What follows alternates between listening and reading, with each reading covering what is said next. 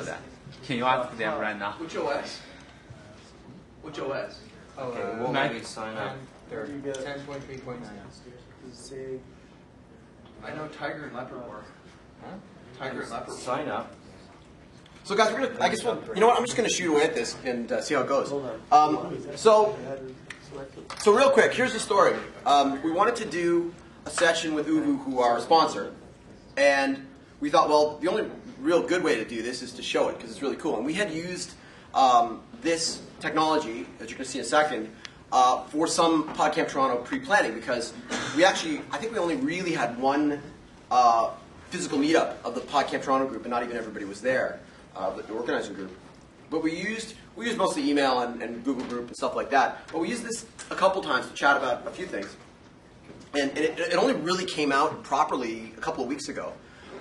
So Crayon, Joe Jaffe and Scott Monty and those guys were running these events, the My oovoo Day. And we were talking about what Scott was just asking actually. If you go to myoovooday.com, they have a Mac version. It's only an alpha so far, which is why. And he's looking incredulous, like he can't find it. No, I can't sign up. Oh, well. It's because they don't want it. So here's what I'm going to do. In the app or on the website? On the website. To get an account for oovoo, I believe it's in the app. I know, but you can't. So- it's asking for password. So there's a gentleman whose name is on the page. some of you might know. Yeah, yes. Yeah, that's the thing. Okay, Mitch who? got it. But I'm not hearing. Mitch who? Hello? Can anybody hear me? Mitch? Can you hear me? Your thing's popping up and down, so. Am I? Oh, yeah, can we hear him? Hello, Mitch. Mitch Joel. Yes, hello? Can you hear me? Yeah, Mitch, hang on. So I'm not getting any sound on the main speaker deal here. I can hear you just on my little computer speaker, so I'm just getting the kinks out here. But you know, it's like you've been here all weekend. You know, between Twitter, It happened. It's been great. and we're just getting that powered up. Hang on. Oh, right. Okay, hang on one second. Just you're gonna go mute on my system. Can we hear you? Hello. Check one, hello? Hey, there he is. So Mitch, you're the first one in on the call here, and I know unfortunately you're not going to be able to see everybody else that we're going to bring in. Mitch, I'm going to do what you always do, is tell me your name and what you do. So I'm Mitch Joel. I've got a podcast called 6 Pixels of Separation. And I own a digital marketing agency based here in Montreal, and it's called Twist Image, and I'm a blogger. So Mitch, I'm going to start bringing other people in on the call. So Mitch, unfortunately, couldn't be by his computer. You're at a birthday party or something, Mitch? What was the story? Yeah, my nephew's 11 today. Oh, that's awesome. So we're going to bring in... But I'm kicking his ass in Guitar Hero. Oh, something weird happened there. Oh, Mitch, you still there? My screen freaked out there. Mitch Joel, are you still there? I'm still here. Okay, hang on. Yeah, my screen flipped out, I think, when I went to a different resolution. I'm going to call Andrea, who I don't really know, but we'll try this right now. Yes.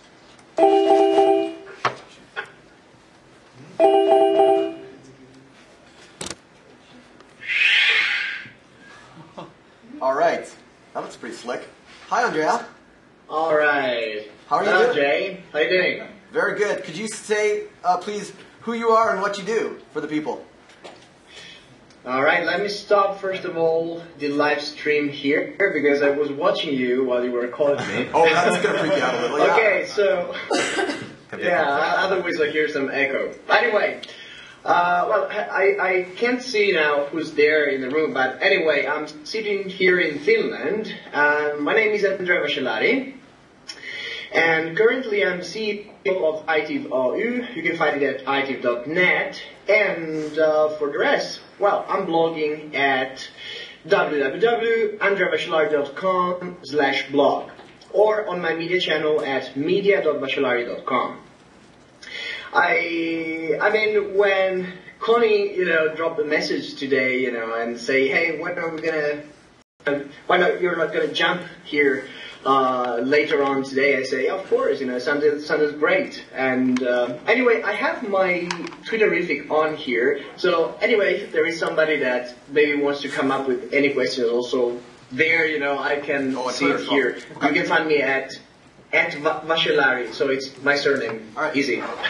Andre, I'm gonna bring some more people on the call. Yes. Here we Yeah, go. of course, of course. Here we go. Oh, Laura. Oh, that's gonna be great then. Here we go. Hello, Laura. Who's here? How are you? Laura, could you say state for the people here what? Good day. Oh, I'm losing your video here. I can hear you. Laura, could you say who you are and what you do for the people here at PodCamp Toronto? Say what? Who you are and what you do.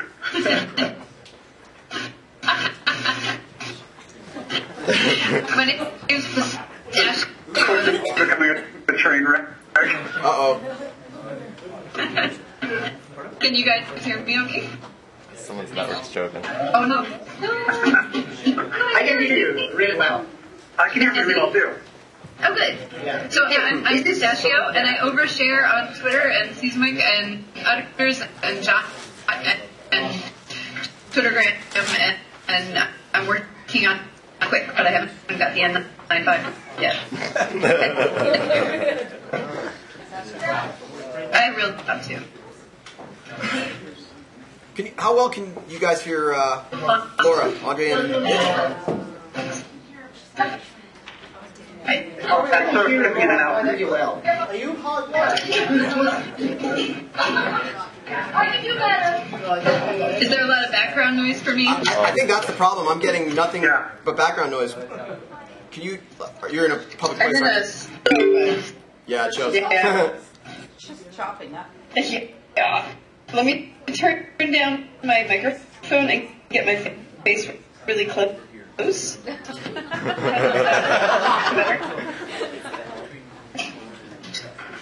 Not much. Yeah, to sure Laura, you're putting feedback in the audience from PodCamp. Hey, is that Mitch? Yeah. Hey, because Oh, I'm yeah. here. Hey, Mitch. Hey, Yeah, guys, Mitch Joel is on the How are call. you hearing Mitch? Can you hear Mitch, Laura? Okay. Yeah? Is the sound any better coming from me now? It's a little better.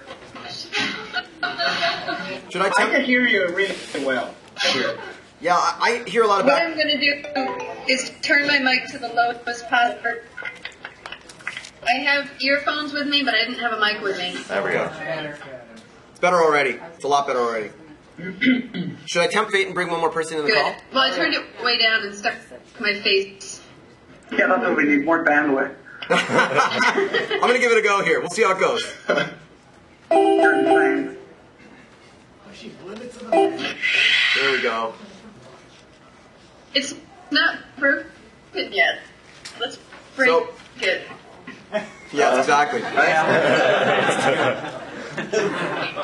So now we're gonna now. If things weren't confusing enough, I just brought another Mitch onto the call. So Mitch Cantner, say who you are and what you do. Oh, all right. Well, my name is Mitch Cantor, and I run a design studio and social marketing consultation company in Nashville, Tennessee, called Studio Nash Vegas. All right. So guys, we're pushing the limits here of technology, but oovoo, as you all know, is a pretty new and emerging thing, and I know it's not even in full release yet on the Mac. But one of the things I wanted to get some comments from people on is in looking at these kind of technologies. I mean, one of the things that's kind of struck me about this whole thing of these little video conference pieces. I mean, Mitch in particular talks about personal brand a lot, and I know you guys think about a lot of these kinds of things in your work and in your very public lives for many of us online. And I was trying to think, how does having these little video conference windows change what we have to do about our personal brand? Like, I know, for instance, if you're a woman, I know Eden Spodek was saying, when she got onto video, she was all worried because she had to make up her hair and stuff, and was all worried about certain things. And for me, I'm like, I've always been an audio guy. I don't Tell really. me about it. I know exactly how she feels. Yeah. Eden's smarter than me.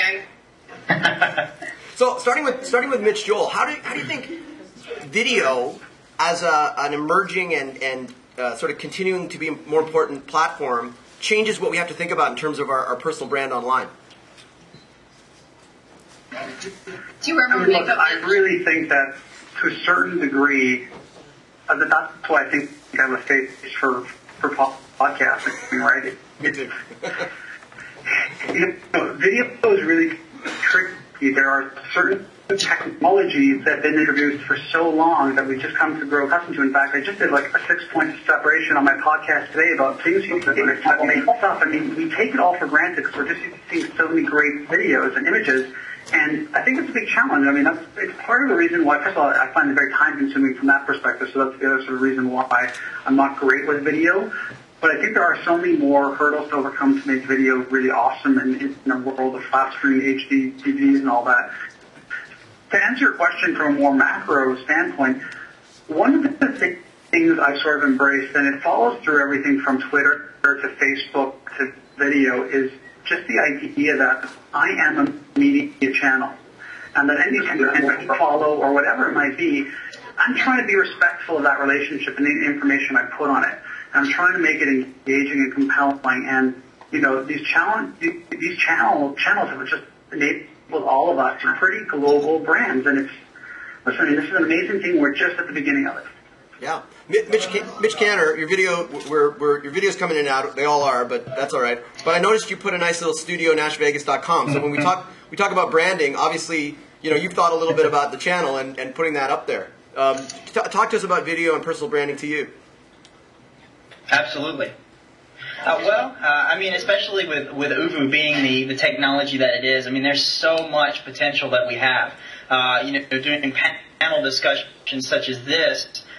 I'm down here in Nashville, Tennessee, but I'm out to people who would never otherwise even have heard of my existence. And being able to talk to people, either over the audio channels or the video channels from all different parts of the world, it sort of takes the market from, well, hey, I'm Mitch out of Nashville to, hey, I'm Mitch from studionashvegas.com.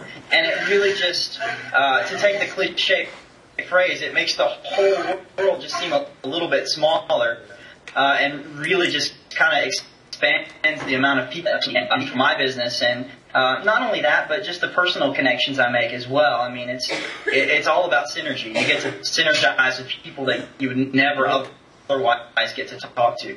So as far as building my brand, I mean, networks have just really, it's exploded. I can't believe it, how far it's gone in a short time.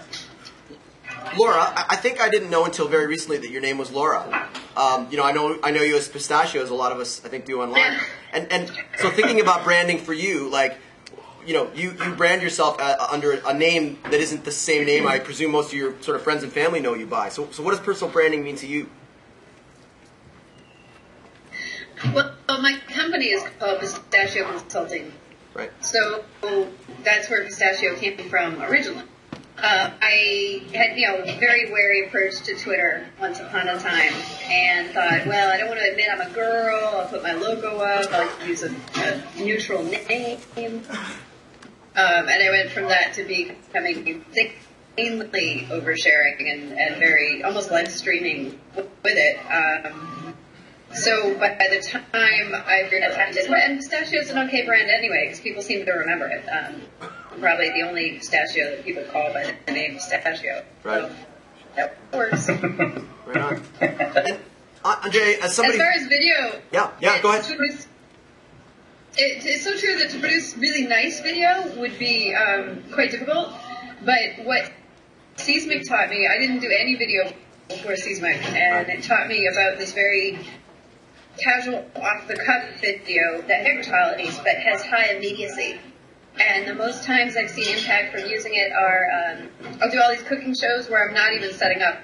I'm cooking dinner and I throw the laptop on my counter. One that was very emotional when I got some news and I couldn't figure out how to blog it or tweet it, so I Seismic'd it. And other times when I've been at an event and someone's thrown an idea on the table and we can immediately capture it. So it's the immediacy and the low production values are their own whole genre of video. And then in networking, like there's a few women in particular, Cassie Brooks and Hallie Sood, who I only met through Seismic and very incidental in-person things, who pulled for me like champs, like introducing me to some of the top names in technology who were their personal friends. The casual, low production value glances through these video texts. So I think that's a whole different spin than the high production video we've always seen. Yeah, well, I mean, there's definitely, I got blaring lights in the background and things shining off my head, so it's definitely not high production values. But Andrea, as somebody who runs a company and is in, well, for us here in North America, what we consider, I guess, a remote part of the world. For you, maybe we're remote. But like, what do these channels mean for you in your ability to reach out? Well, I'm here in Finland, and in Finland, is kind of famous country for reasons. I mean, just mention Nokia, Jaiku, other, so you can see people, of course, they're the. I totally agree with what Laura said, about, for example, thinking about seismic, and immediacy and a low production value. We're talking about new media, and we sometimes, for many people, it's still difficult, like, to shift to this new way of things because there are still too many stereotypes linked to old media. But anyway, and it's not just about video. I think talking about branding and personal branding nowadays, we all know it's really important to be not competing at a local level anymore. We are competing at a global level. It's extremely important from my point of view when you're kind of promoting your brand, really to keep it natural and be passionate about it. Being niche, being unique, and thanks to the internet, thanks for social media. Globalization and digitization, are changing definitely, and it will keep changing. The classical, let's say, fight between, markets. I think this is really important to keep it in mind because, this being unique. I keep underlining this is what will kind of differentiate you, in this global landscape. And, I want to say this because every day kind of made a lot of people want to get into blogging, to get into other things. They're just learning how to do this, so they're kind of copying what is already out there. And many times, they're not leaving enough space to, make it personal, make it, make it natural. And, so I think this is if you really want to build a brand, if you really want to, also talking about personal brand, I'm not just talking about companies, I'm not just talking about agencies, but also at personal brand level, it's some sort of heaven because you have all the possibility to promote yourself. Now we're having an awesome video chat here. We don't need any special server. We just download a little client on our computer and just connect there. We can do pretty much anything we want. Right. Laura, before mentioned, that's what I think is the early stage for, something that is definitely going to grow in the future. And I think, it's not just about video anyway. It's just the whole picture about social media that's it's anyway enabling the individual to express himself and how it had been passed. And I just want to say, this goes because every time I meet very talented people there, I see, and every time we talk about we go for hours about this. I have to stop because I'm really passionate about this, and I could talk for hours. Right. Yeah, well, and I think, one of the things that you bring up, and it's a question that I've had about the space, we're increasingly communicating using things like Twitter, using things like Seismic that Laura mentioned. I'm really into these days udders and these kinds of channels. But then there's also these channels that we own, like our blogs and our podcasts. And I'm curious, Mitch Joel, I'd like to hear your comments about the channels that you own versus the channels, so your blog, like 6 Pixels Separation, versus the channels that are like Twitter and like udders and like Seismic. And, what are the differences between those things in terms of your personal brand? Mitch Joel. My whole philosophy and theory on all of that is totally changed dramatically from where it was probably 6 or 7 months ago. And what really turned me is somebody, I think a lot of people in Canada will know, but maybe Usher, who was the former singer of Moy. Right. And he's a good friend of mine, and we've been hanging out in Montreal, and he moved back to the city. They're talking about, I'm not trying to name drop, but we've actually been friends for like 15 years. And he was showing me his site, and he was telling me all about how a lot of his friends who were in other areas had bumped off, and they didn't know what to do because they didn't have a web property. And I sort of stopped myself and realized it's so true. Like anything I produce, from text, images, video, words, whatever it is, I keep in my home. And my home is 6 pixels of separation or twist image, wherever that might be.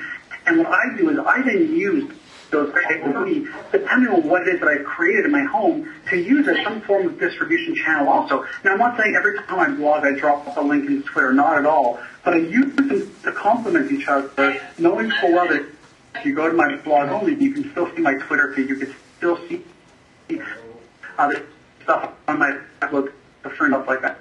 I become very conscious of the fact whatever it is at home is really sort of my brain dump, and I use those other channels to really complement it. So that's like awesome. I was watching streams. I was using the loft 2 feet all the time. I was actually watching 2 rooms at the same time, so I probably got more value out of it than most people who were there. But instead of being just a sort of big, long blog rant, what I use is I use Twitter, and I put information out there because that made more sense for me and for the channel. I put them on my blog, but then also uploaded them to Flickr. So I use those channels more as a way to sort of complement, and I guess thinking more like a media person now, I would say that it's a teaser, right? If you like me on Twitter, you'll love me on the blog. But if you look at it, I think the real substance in those people individually is their blog and their podcast, because now that the stakes have been raised, you can't just, it's funny, right? Like blog posts used to look like Twitter posts. Some person would say, on that podcast Toronto, you should come and check it out here. Boom. Right. You can't write a blog post like that and value it. Right? A value has to stop. And so as these channels turn more and more opinion, the real value from a personal brand standpoint, you're the one that fit really who you are and how you're connected. And the leverage them, it has to be done in the purest sense, which is that when I do it because I'm actually genuinely passionate about the channel, and more importantly, I'm passionate about sharing and giving. And I find that the more passionate I get about sharing and giving, whether it's Twitter or Facebook or whatever it is, the more I get out of it. And I don't have the expectation if you do a Facebook group, and it's like, probably not worthwhile to even go down that road then, because you're not looking at it from the perspective of how can I build community, how can I help others and provide value, and by that default and de facto will become part of the community. So there are all these fascinating intricacies. I think I might definitely know that those are the areas that I look for, and I think as the new channels come on, the challenge becomes which ones really fit what my personal brand is. And for me, I guess I'm lucky to a certain degree, being a journalist and a former guy who's done a bit of radio at the university level. It was easy for me to find my wheels and sort of get which ones work for me. I don't carry the camera with me. I don't know the editing software, so I don't shy away from it. I'm just better off not doing that because I know that I'm more comfortable expressing myself and my thoughts in the other channels. Right. If that made any sense. Totally. No, it makes a lot of sense. As much of it as we can hear, you're breaking up a little bit. I'm chatting with Joe Jaffe on oovoo on the chat channel. Yep. And he's watching actually. So, is he? So, guys, just so you know, Jaffe's watching us on the video, and he says hello. And he says he loves you all except for... How did he do? I'm joking. I'm curious, since this is an unconference, what kind of view the folks in the room are having? Are we projected up on the screen with this like 4-window thing that we see, or? You are. Like, hi everybody, hi. Yeah. The only thing is, Laura, that you guys are breaking up a little bit, so it's dropping the video windows a lot. So we're seeing Mitch Cantor a lot. We're seeing you occasionally and Andre occasionally. But Laura, I wanted to ask you this from the perspective of your branding and your use of things like Twitter versus or in complement to your blog or the channels that you kind of more own. How do you see the contrast or the way those things work together? Great. Well, I laughed when the question was asked because I was like, yeah, I guess I don't really own Twitter. Twitter, you sort of do. Profoundly microblogging. Right. Twitter really is a blog for me. Well, and the reason why I sort of had that shade of gray is that until very recently my blogs themselves were at WordPress.com anyway. Mm-hmm. Mm-hmm. So it was sort of like, oh yeah, it's hosted by someone else, and there's a page that you click on that's just on, and there's a page you can that's an aggregation. So in a way, Twitter's really just shades of meaning away from that model of the WordPress.com model. Right. Yeah, it's not hosted. Yeah, they could take it away from me at any time. Yeah, I haven't gone in. There are ways to download your tweets, but I have. But at the same time, all those other platforms that I don't play with any platform that doesn't feed into Twitter. So I'm really keeping my audience per se, and I feel funny saying that because I never really get an audience, but it obviously happened. I keep my audience there, and I get stuff to them there. And the blog is there, but I don't blog that actively, like maybe once a week. And it's more like a place to send people from Twitter to, well, I have 2 blogs, and one I could use, like, I will do surveys on Twitter and questions, this weird stuff, collect the answers at BrainSip. Mm-hmm. And then my business blog is PCTO Consulting, and I should mention what I help people make more effective presentations. I blog about presentations there, but at this point I've used so much social media to build my business that social media has become a second business. Right. So I do articles and blog about social media and about the experience and about presenting. But it's really both for me, and Twitter really is its own channel that I think more ownership of than I should, I suppose. So that's an interesting comment, to think about the fact that we start to see these channels as our channels because they only are what we contribute as content. But Mitch Cantor, I'd be curious to hear what you have to say, because you have a company and you're contributing to some of these things, and you have a blog. Like, how do you see the blog as complementary or fitting in with these other pieces? Well, I'll be honest. I probably don't blog as much as I should. But I'm just like Pistachio. I use Twitter religiously. I made sure that I could keep. I use Firefox, and I have TwitBin running, which is an extension that allows me to have my web surfing here and then my Twitter here. That way, I can keep up with it pretty much at all times. But I use whenever I have something new that comes out, whether it's a blog post or whether I see a delicious link. Or whether I was doing a podcast for a little while. I had some server issues, so I'm suspending it, but I'm planning on doing it again. And Twitter was my main channel because people nowadays they don't really have time right away to look at something. But if I send them a Twitter message, chances are they'll kind of say, "Oh wait, I'll look at that a little bit later." When I have a little more free time, because I've got these other conversations that are going on. I do keep most of my main content on my blog simply because I know that my blog or Facebook or Flickr, they're just one corporate merger away from shutting their doors completely, because you never really know what the social media scene is going to do. It's ebb and tide. One day it's there, and the next minute it's gone. And I don't want to be stranded in the dark. If Twitter were to go down, I probably would be hurting, and I probably should practice what I preach a little more when I say that. But with the other mediums, I try not to put too much emphasis on those, is use those as sort of a collective grouping. They talk about how the interweb is a bunch of interconnected pages. I've got my own little personal internet that I have, because I've got a MySpace page, and I've got a Facebook account, and I've got a Twitter account, but they all link in referencing one place, and that's my blog, and that's sort of the central area where I keep all of my stuff. So yeah, I mean, we've got all these other different channels out there, but having somewhere that you own your property and you own the content Oops.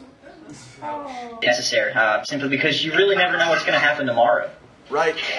It brings up a huge lesson for me. Yep. Like, oh my God, you're so right, man. And he's tweeting on Twitter. Mm-hmm. One thing with this owning your content thing is, Twitter's terms of service rock. You do own everything you put up there. They don't touch it. IP-wise, I have a follower who just volunteered to kind of, with permission, scrape my site, scrape Twitter for the things that I say that he thinks are most interesting, and he's going to build a Tumblr of them. And I'm all like, sure, great. I mean, if he ever tried to put ads on it and make, I'd be like, not much. But I think that's kind of neat that, in a way, it must have made it. But yeah, I need to have a backup. Yeah. Well, and I think it's an important point to think about that Mitch Cantor brought something up really important, is that, a lot of these things are a buyout or a bankruptcy away from disappearing. I actually wanted to ask Andreas something specific, which was, later, Dave. The thing I wanted to ask was, being in outside of North America, being from a place that I know, for instance, has a lot better, in a lot of cases, mobile infrastructure than we have. And I know that also there are some tools that are more popular in parts of Europe. For instance, I know a lot of people who I deal with in Europe who talk about Jaiku all the time, and I haven't looked at Jaiku in months. I'm curious if you've noticed a difference in interacting with people in North America and other parts of the world where you would take something for granted as far as tools you might use, whether it's mobile or a piece of software, that's different from somewhere else in the world as far as that branding goes. And has that caused any challenges? Well, it's a good question. I mean, to be honest, first I started using Twitter, and then I was let's say I was forced to switch also over to Jaiku, because let's say I know here in Finland, for example, are using Jaiku. So there is some sort of Jaiku sphere, all right. But if I look at U.S. or Canada, they're all on Twitter. So that when I started to use Jaiku, actually. But here's the thing. Of course, you have for some. Okay, Jay, these are. We have still a fragmented multiple platforms, and this is understandable. And to link back to what we were talking about before, probably it's not just about ownership. Of course, I have my own blog, I got my own podcast. It's good to be able anyway to kind of manage the content that I have there. But I think that we have to focus on the big picture. If I look at why I'm having, why do I do a podcast? Why do I use Twitter? It's the time because maybe I want to reach out, and I really have to look at the things in these terms. Definitely, it's possible. I don't know how long we will use Twitter or Jaiku or any other social network we have. Probably the things will evolve, but we really need to think, about why we're doing that now, and focusing around that, central point, and then everything will change. For example, lately I was thinking about, okay, now I got a blog, I got different micro channels. It's still difficult because every time when something comes out there, new apps, I still okay, where I'm going to make this to hey, I don't know, social presence. I don't know how to define that. If I look back 5 years ago, I didn't have website on which I was kind of updating some news, and then I had a blog, and then I started a media channel, and now I have micro channel we have live online live across several. I'm still wondering how this is going to evolve. I was thinking lately, maybe I'm going to merge my podcast, my blog. I don't know. I got to put everything together. It keeps, everything is changing so fast. And again, I think we really have to focus on why we're doing this. And that's a question that will give you any answers. Exactly what's we'll find there. That's a really. I think focusing on the reasons that you're doing something and the things that you're putting out into the community and what your audience wants and what the best channels are to reach that audience, I think is critical for everyone to think about. There was something that I was reflecting on as we started PodCamp Toronto this year, and Mitch Joel was there at the moment, just at the beginning of PodCamp Toronto, where I was sitting in a room with him and Julian Smith. We were having dinner, and they started to talk to me about Twitter. And I had a Twitter account. I knew a little bit about it. But they started to describe, Julian in particular was describing how it was being used by people he knew, and I heard some stories about C.C. Chapman and some other people who were using it. And so now, we take for granted Twitter. It seems crazy that a year ago most of us probably weren't using Twitter. This technology, oovoo, is like 3 weeks old. And this is how quickly the space is changing. But I want to go one more time around the circle, and I know, it's always a tricky thing to try and make predictions, but I would love to hear from everybody one thing that you think this time next year when we do PodCamp Toronto again, and yeah, it's going to happen again, guys. What's something that we're maybe not quite on the radar yet, or is just emerging now that you think next year we're going to all kind of take for granted the way a lot of us take Twitter for granted now? And I want to start with Mr. Mitch Joel. Well, my first comment, just to sort of backtrack a little bit, it's fascinating, right? We're talking about Twitter, and we're talking about oovoo, and no one's mentioned the virtual worlds and Second Life, whereas last year everyone was so excited about hopping into the second while we were at PodCamp. So it is Midwest Media is going to change. I think, from my perspective, I don't know or how it's working. I think there's going to be more like hybrid stuff. Like on my sort of horizon right now is the whole social shopping thing. The whole thing of going online and looking for a product is going to fall very low against going online and finding what other people say about a product and how they rate them and buying through more sort of mass purchasing type things and stuff like that. So I'm really excited about how the social aspect or in terms of communication is quite dramatic in terms of how we buy, how we purchase, and how we use the web even more. And the second part of it is just sort of something that happened very recently that I talk about when I present live, is that the number one use of the web primarily up until about August of this year was communication, so tools that we're using right now. And it was actually overtaken by people looking for content. So the number one use of the web now is people looking for content. And I think that that's also very telling for the information to share. So those are sort of my thoughts of where we're at. Right on. Well, and Mitch, I see our friend Barganista in the corner over there. He was nodding dramatically when you said social shopping. So that's I think you're onto something there. We talked about that before. Yeah, absolutely. So Mitch Cantor, what do you think? What are we going to be talking about this time next year that maybe is just coming up on the radar now? Hi.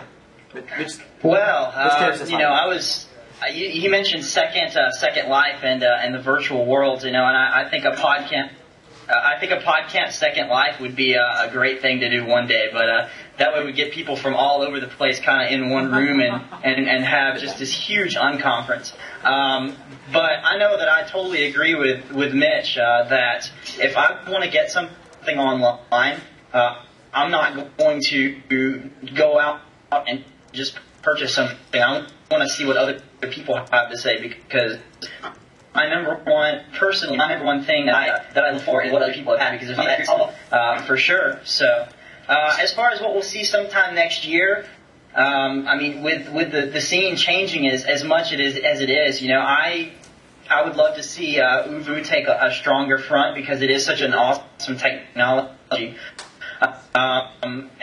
and see maybe where we have more of these video panels number one, something specific, of course, something a little more general. I totally agree with Mitch also that we've gone sort of this information age where the internet is a place that we store information and to keep what we want other people to find, but it's on for more information age to access age. It's not what no, it's how you can actually get the information. So whereas we were limited to text at one point, the internet is becoming more media rich. So we're going to start seeing more podcasts of people doing 10-minute news clips, and that's where people are going to go for their daily news.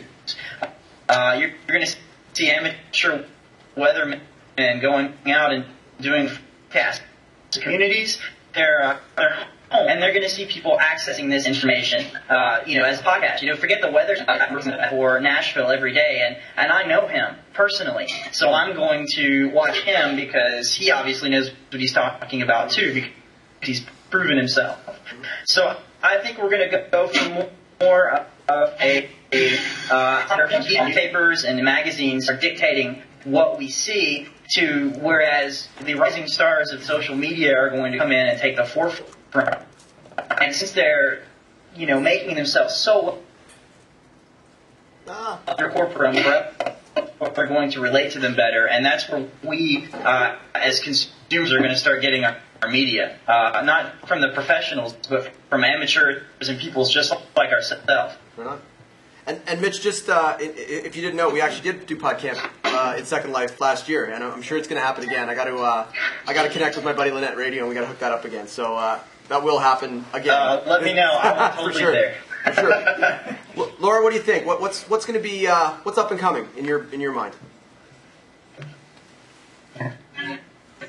So what's most exciting about the changes I see in adapters like us?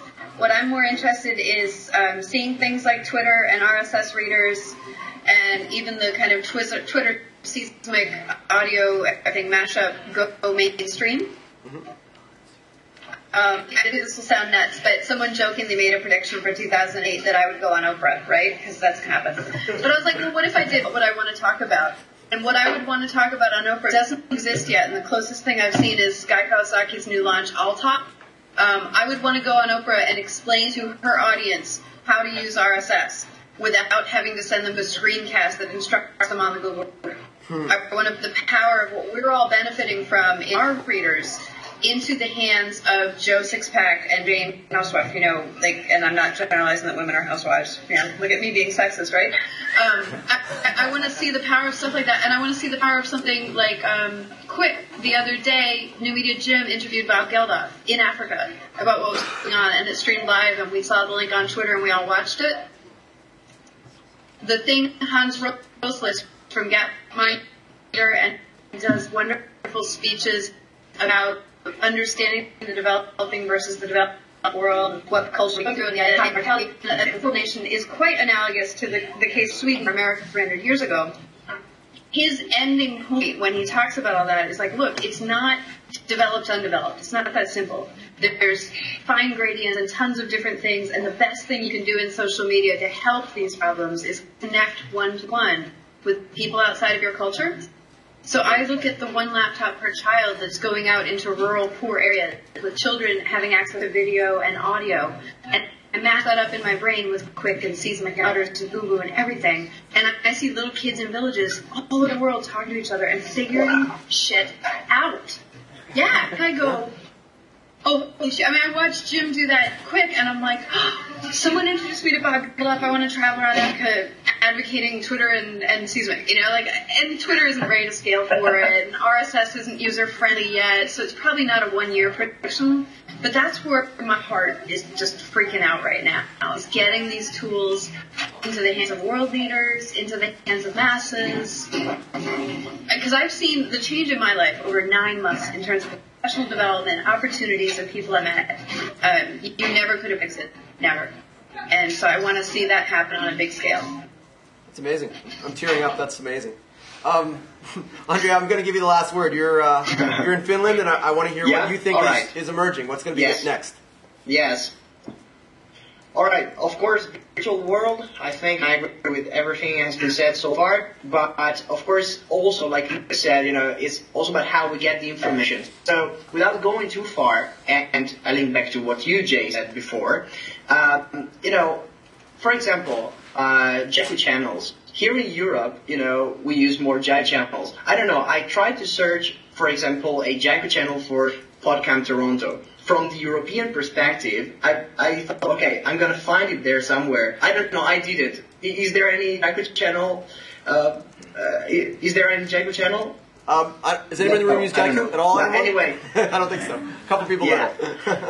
Anyway, I think, this is very interesting, and that's why I was really curious to come and participate tonight. I say tonight here because it's midnight in Finland right now. But I was really interested to come and listen. The way people are living social media there in Canada or US or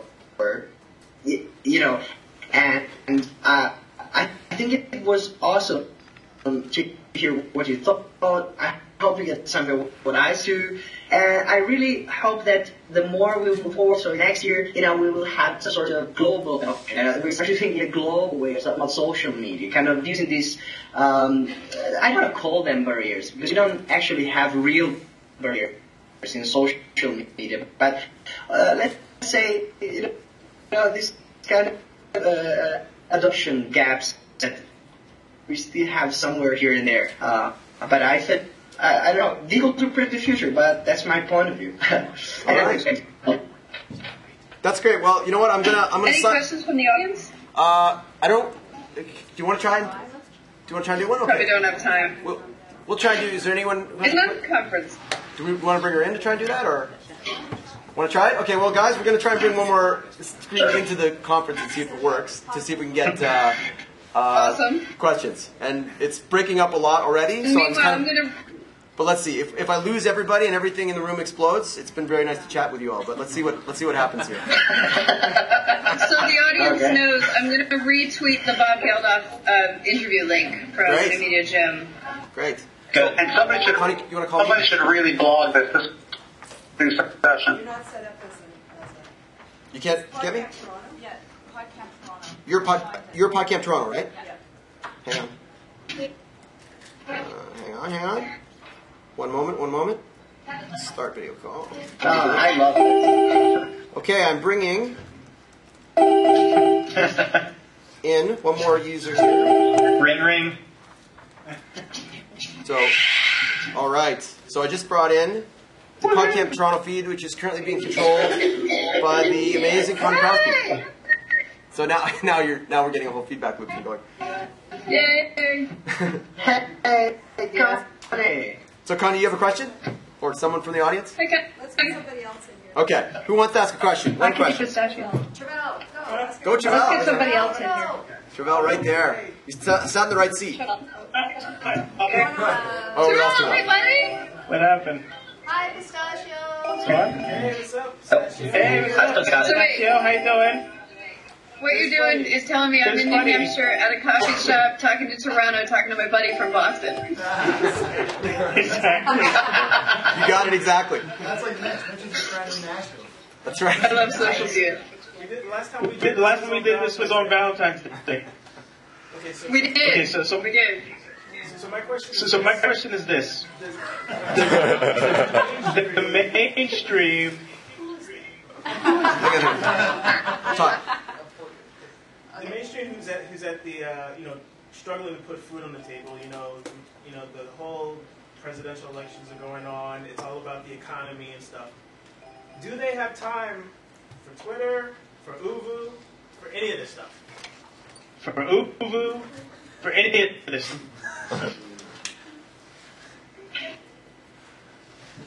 Laura, It serves their needs. Yeah. Okay. If it can be done in the time they're spending on something else and bring them greater benefits without sucking up their life and really genuinely serve them, yes. Right. Any other But thoughts? that's why I'm saying for like RSS, it's got to be so user friendly. right? If I might, I'm a big advocate for Firefox because it takes there's so many different extensions that you can put into Twitter, and you already have a bookmark at the very top, so you can actually keep up with things a lot easier than you would normally be able to with different programs like an RSS reader over here or a Twitter application over here. I personally can, I try to multitask, and I'm able to, and I like to be able to do Twitter while I'm doing other things.